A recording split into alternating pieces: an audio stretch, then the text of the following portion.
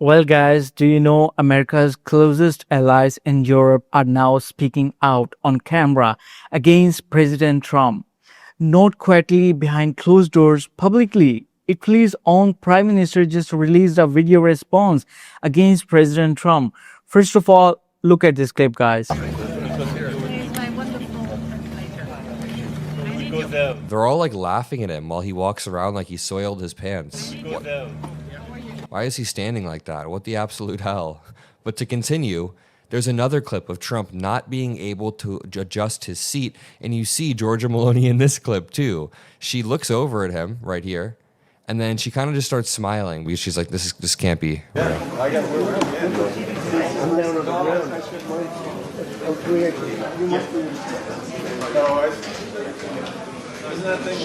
It's too late, they got it.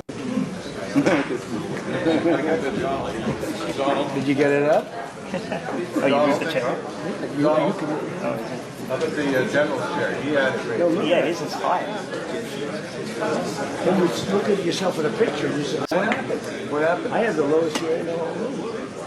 You know what? That's right. It was the UN. Oh, is that it? I'm kidding. Remember, that's funny. That's great. Oh my, our toddler president is causing a scene because his chair is slightly too low. That is genuinely, literally what is happening.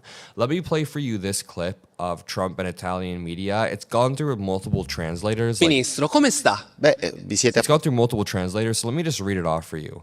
Donald Trump says, "How is your prime minister? How is she?" The reporter says, "Well, you just met at the G7. What do you think? What do you think about the conversation you had sitting on that little couch?" Trump says, "What did she say when she met me?" Reporter, I imagine she was happy to meet you and have a friend like you." Trump says, "She's probably glad I spoke with her. I wasn't obligated to speak with her." Reporter says, "Can you tell me about that meeting?" Trump says, "I don't know what to tell you. She begged me to take a photo with her. She wanted a photo with me so badly. What did he really said that?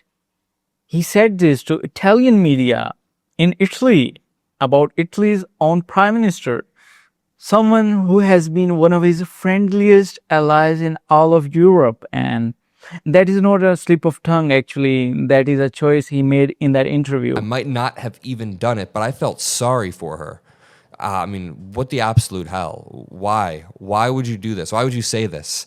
Then the Italian why would you foreign do that? minister, Antonio Tajani, comes out and says, "The serious and offensive words of President Trump towards Prime Minister Giorgia Meloni offend all of Italy. For this reason, I have decided to cancel my visit to the United States scheduled for the next 21 and 22 of June." So he was right about to leave for the United States, and he has canceled it. This is like the authoritarian spiral that happens that Donald Trump is trying to set us on. He pushes our allies away by being an absolute asshole, and then when our allies are harder to reach and create their own coalition, he goes, "See, they don't want to work with us." And then he basically spirals us into this isolationist, anti-global trade view where we are all collectively struggling even more. Yeah, it's very sad. Italy's foreign minister canceled a scheduled visit to United States because of those comments. A trip that was already planned and confirmed that is canceled now. That is actually a direct diplomatic consequence, not a threat, an action already taken.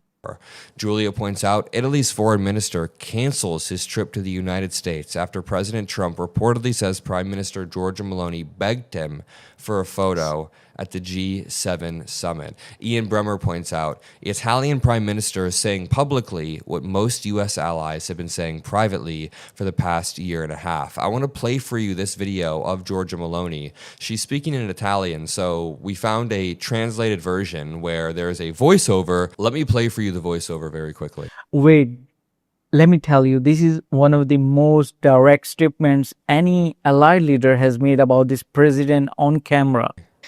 So, certain things deserve an immediate response. Donald Trump's statements are completely made up. I am frankly appalled.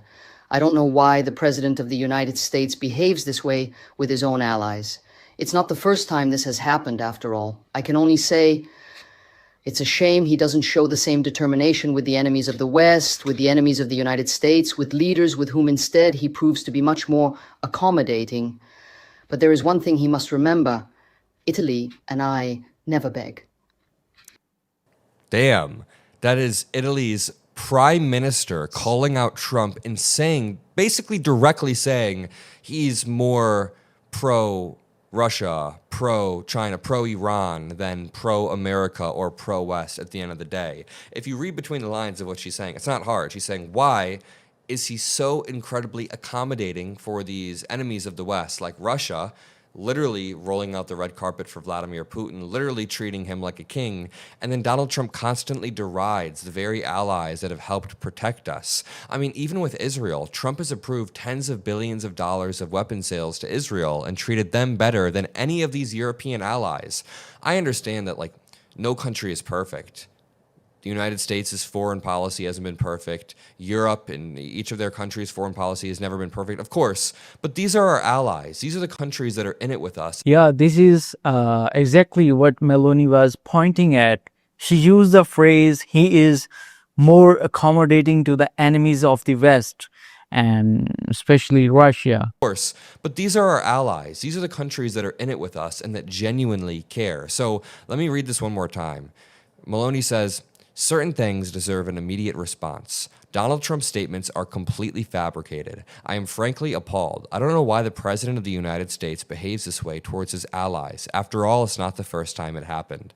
I can only say it's a pity that he doesn't show the same determination with enemies of the West, enemies of the United States, with leaders towards whom he instead proves to be much more accommodating. But he must remember one thing: Italy and I never beg. At the exact same time, Donald Trump's memorandum of understanding with Iran just fell apart. Israel is continuing to escalate towards Hezbollah. Israel is continuing to strike Lebanon in the heart of their country, the heart of Beirut. And due to that, the Iranians aren't going to follow any sort of deal, and Trump basically just backed off the memorandum. So it starts with Ben-Gvir, this insane, incredibly monstrous man, the foreign minister of Israel. He says, for every tear of an Israeli mother, 1,000 Lebanese mothers must weep.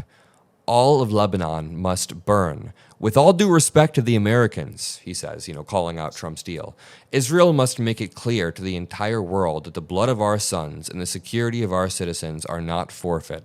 All of Lebanon must burn. Our supreme duty is to protect the citizens of Israel and the soldiers of the IDF. I told the Prime Minister, even in our private meetings, for every tear of an Israeli mother, 1,000 Lebanese mothers must weep. This guy is effing psychotic. Even Piers Morgan, who I'm sure you and I have all had problems with in one way or another over the past few years. Even Piers Morgan just tweeted out, how can anyone still support this Israeli government when psychopathic monsters like Ben-Gvir are ministers in it?